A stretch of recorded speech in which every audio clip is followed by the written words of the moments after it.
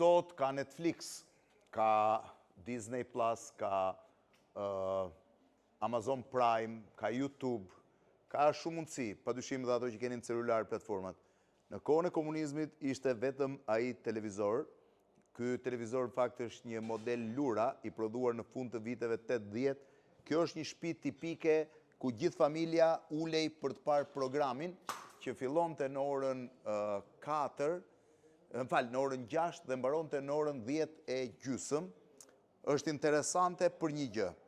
Ky televizor kushtonte në vitet e komunizmit 45.000 lek, ose pak a shumë 9 rroga punëtorësh 5.000 lekëshe, pra 9 muaj rrogë, jepej me autorizim. Duhet merri një autorizim nga qendra punës, e cila të lejonte që të merrje televizorin, autorizimet ishin të rralla, po pastaj duhet hyen në llotari që të merrje dhe të bëjë edhe 45.000 lekët nga njërin tjetrën, dhe shitej bashkë me stabilizatorin. Ky është stabilizatori i cili stabilizonte kolpot e tensionit në radh parë. Televizori është në gjendje pune, edhe mund të ngrihet zëri. Shifeni. Ky është televizori tipik lura. Kurse kjo këtu, kjo që po shihni, është në fakt Netflixi shqiptar i viteve 80. Si të thoni ju, ç'pun ka kjo? Kjo është e famshmja Kanoçe. A e mbani mend Kanoçen? Kanoçet ishin një mundësi që u shfaq në fund të viteve, në mes të viteve 80 në Shqipërinë komuniste, kur televizorët që prodhoheshin nga komunizmi ishin vetëm televizor kryesisht me programet VHF. Tirana kishte vetëm një kanal, njishin, pra VHF. Kurse UHF që mund të lejonte të shihje dyshin e Italisë, dyshin e Jugoslavit dhe kanalet private, Telenorbën e tjera, nuk lejoheshin televizorët që montoheshin në Shqipëri dhe ju hiqeshin televizorëve që vinin me dogan nga jashtë. Kështu që për të gjetur kanalin UHF që ishte hequr, në Shqipërinë e viteve 80 u shpik kjo pajisje që quhet Kanoçja. Kanoçja ishte shumë e rrallë, ishte një pajisje që i ngjitej televizorit në anën e kundërt të stabilizatorit, lidhej me antenën këtu dhe kjo tjetra futej tek televizori dhe ky qark që bëhej diku gjithmonë në privat në Shqipëri, të lejonte që ti të shije kanalet e dyta, pra kanalet UHF. Në atë kohë u gjet dhe një tjetër. Zakonisht shteti komunist përdorte një sistem që quhej zhurmusi. Zhurmusi vendosej që ti të mos shije kanalet jugoslave dhe italiane dhe të prishte sinjalin. Pra ti nuk ishe mundësi me preshtim të Tiranës, që ishte këtu, ti nuk ishe asnjë mundësi të shije kanalet e tjera sepse zhurmusi nuk të lejonte.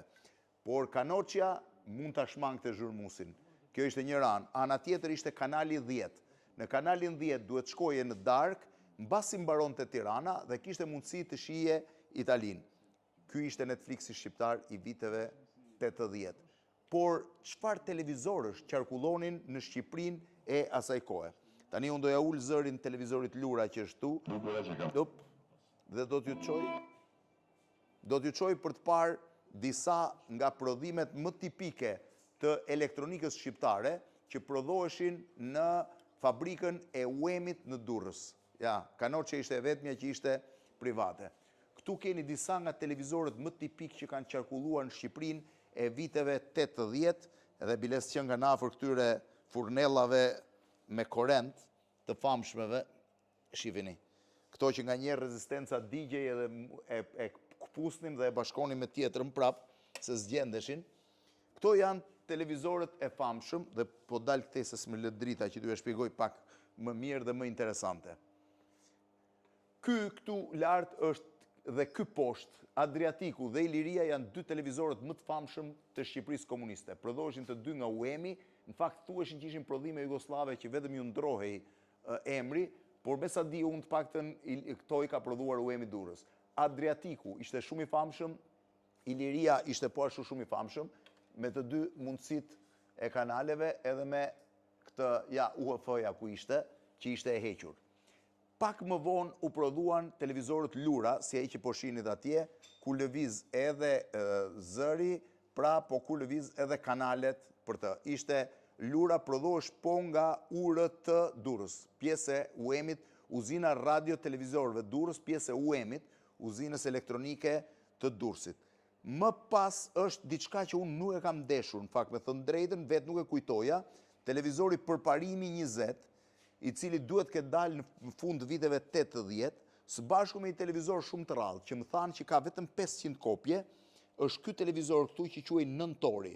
Nuk e di pse janë prodhuar vetëm 500 kopje, po ta shohësh që janë shumë me i televizor italian të kohës që quaj Fonola.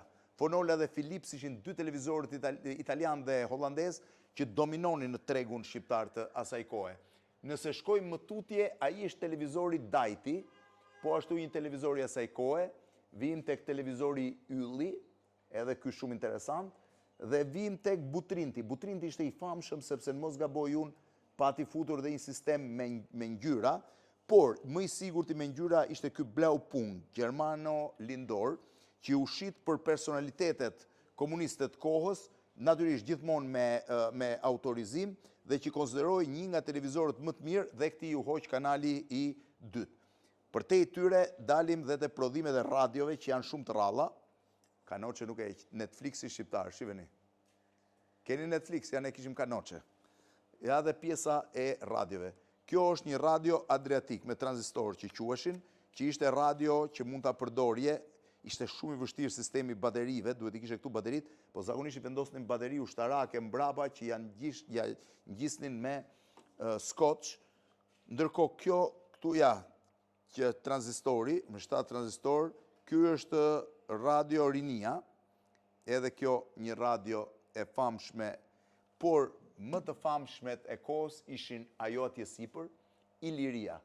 Radio më e famshme që përdorej edhe në mënyrë portative, kishte shumë që e merrnin në plazh për të dëgjuar muzikë, kishte mundësi të kapte valet italiane dhe jugoslave, Radio Mimoza, që ishte radio shtëpie, pra duhet qëndronte në shtëpi, radio 25 vjetori, këtu nuk e kam dëgjuar, por duhet jetë kineze, se shoh dhe shkrimin, dhe midis tyre ishte një akoma më e famshme, që ishte Radio Fatosi.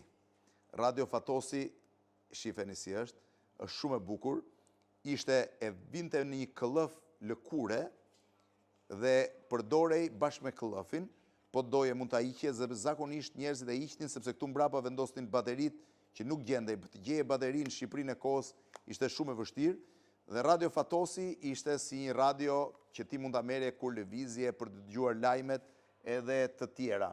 Praktikisht këto ishin pjesa më e rëndësishme e prodhimeve elektronike që nisën në fund viteve 70 dhe në fillim të viteve 80. Po thash, më e rralla nga të gjitha ishte kjo pjesa e Kanoqes, që do shkoj ta vendos tek televizori me stabilizator, i vendosur eksakt aty ku duhet ishe, në dhomën e ndenjes së Shqipërisë komuniste. Kanoqja vinte këtu, stabilizatori aty, edhe ti uleshe këtu për të parë programet e kohës. Kështu që s'kishte Netflix, po kishte Kanoqe.